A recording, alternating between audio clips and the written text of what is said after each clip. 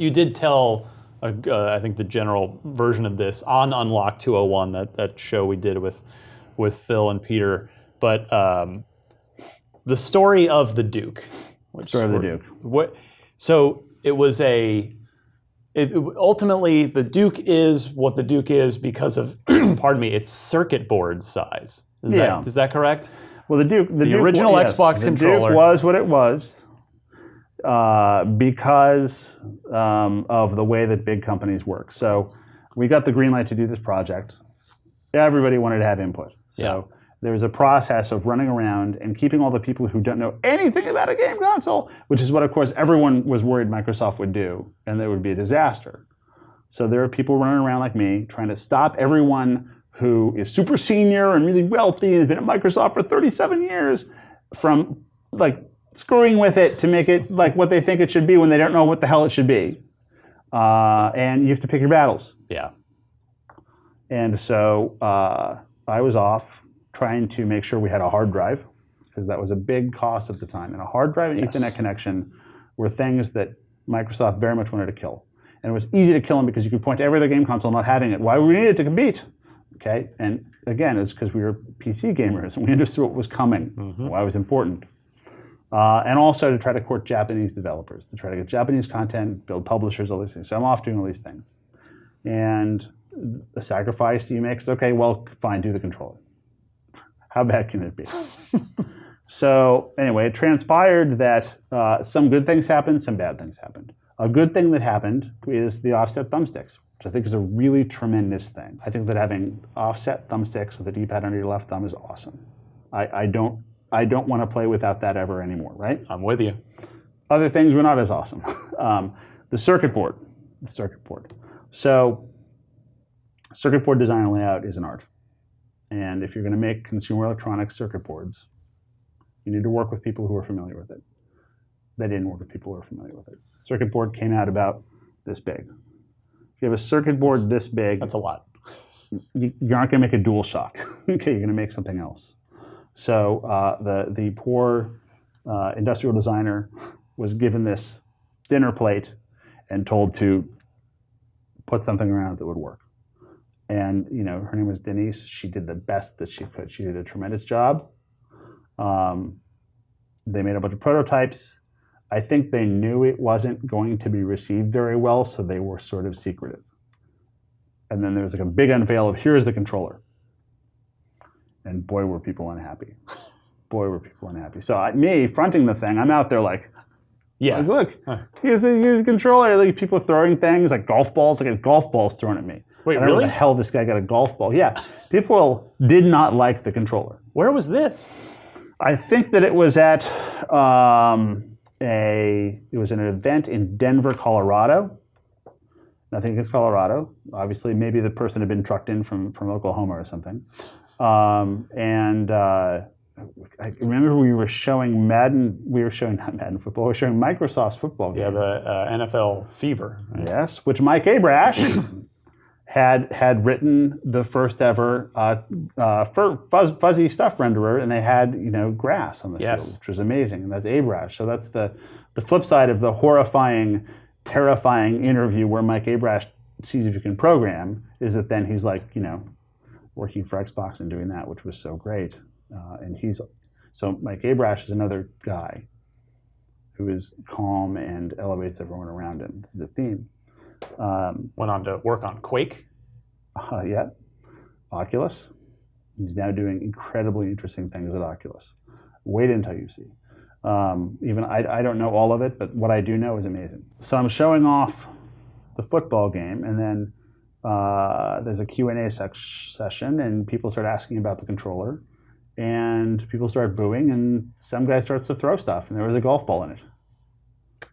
That's how much people hated it. And online and everywhere else, I mean, everyone hated it. Everyone just hated it. It was super traumatic. You told me a story, too, that you took it inevitably. You had, the Japanese market, as you were mentioning before, hugely important market. It did not go over well there either. I didn't even take it. I went to my first meeting with, I can't remember who it was. There was a famous game designer in Japan. And it was the first time I met them. And meeting this guy is your hero. and you're hoping that they'll want to work on your platform and be excited about it. And the first thing that he says is, I'm very concerned that you do not understand how to make a console. Whoa. And it was all based on the controller because especially in Japan, I think I've said this on Twitter. There are some Japanese apartments that are only twice or three times the size of the Duke. So there's no way that this thing is going to fit into that consumer profile at all. And so it was really, really offensive. It was offensive in Japan. It was offensive. It was offensive. It was a cultural faux pas. But the whole world ended up getting the controller S out of it. Yes, which turned out to be a pretty good controller. That is true. Yes. So there was someone, don't know who it could be, organized a petition of Japanese developers. Somebody at Microsoft who talked to a lot of Japanese developers, I guess I had no idea who it could be, and then submitted that somehow to the top management at Microsoft. Yeah. So somebody who also knew those people at the same time, and I have no idea who it is. And and it caused there to be budget suddenly freed up to design a controller specifically for Japan, and this was the controller S. But before we get to the new Duke, the Resurrection, how you were talking about the hard drive and the Ethernet port, and that people wanted to cut it, and you were building for the future here, and you knew how important it would be.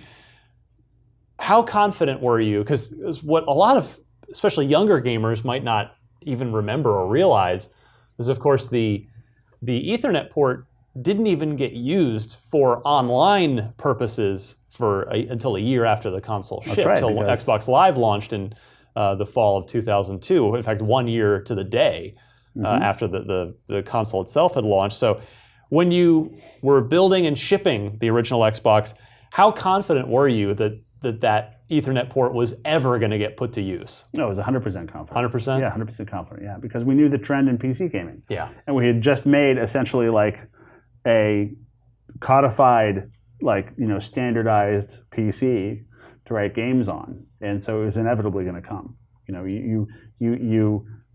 You set things up so that there's an inevitable conclusion, and then you're calm and you wait, even if everybody else thinks that it's a risk. So that was really clear.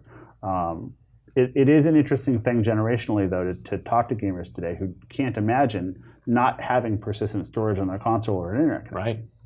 Right. You turn a PlayStation off, it's gone. Your game is gone and everything. Right, the original PlayStation, the PS2, yeah. On a PlayStation, yes, on a PlayStation. Well, just not a PS4. We're past that. But if you turn off any console up to Xbox, that's it. It's all gone.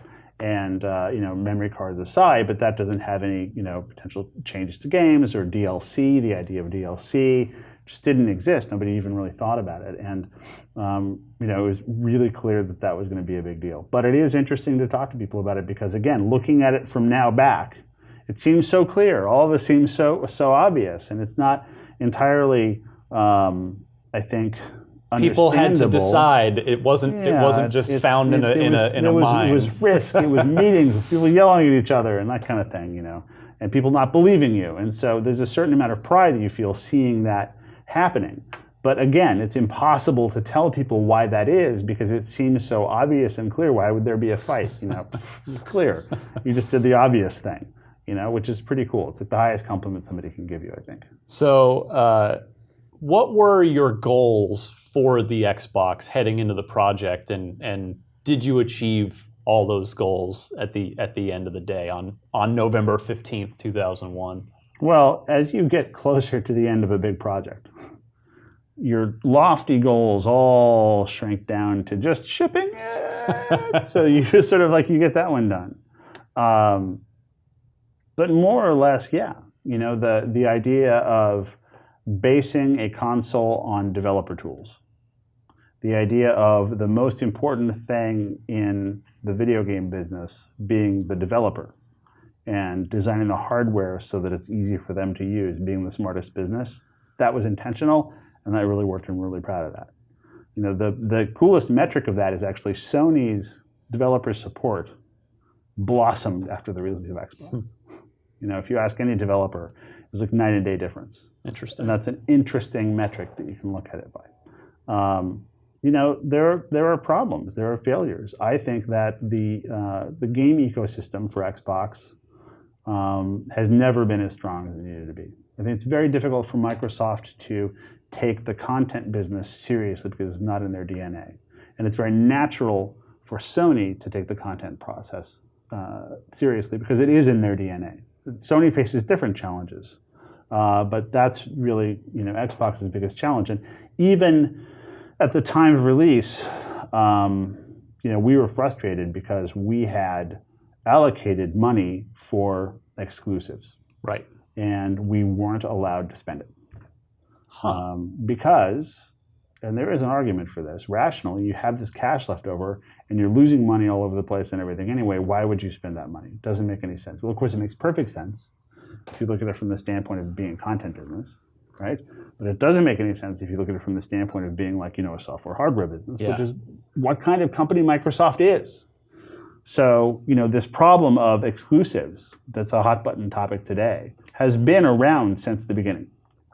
It's been a problem since the beginning because it's a cultural problem, okay? So, it's not the fault of the people running Xbox right now. It's not even the fault of Microsoft. It's not the Scorpion's fault that he's a scorpion. It's a challenge that can be best understood by understanding that Xbox, as obvious as it seems, is really not something that came from the core of Microsoft, and it's still an adjustment period. It took Sony a while to get PlayStation right, to get the PlayStation business right. It took Nintendo a while to figure out the Nintendo console business, and it takes the same amount of time for Microsoft, as impatient as everybody gets. And there will be an end. There will be a time when Microsoft figures out its way of having a pipeline of big exclusives. Now is not that time, but I'm confident that it will come. And the reason I'm confident that it will come, and the reason that I'm confident that it will come, is precisely because of the history of Xbox. Microsoft made Windows, money, Excel, okay? They were never going to make a game console. It may not seem like it now. They made a game console. The leap from Excel to Xbox is far greater than the leap from not quite enough exclusives to enough exclusives. That's true. It will happen. Yeah.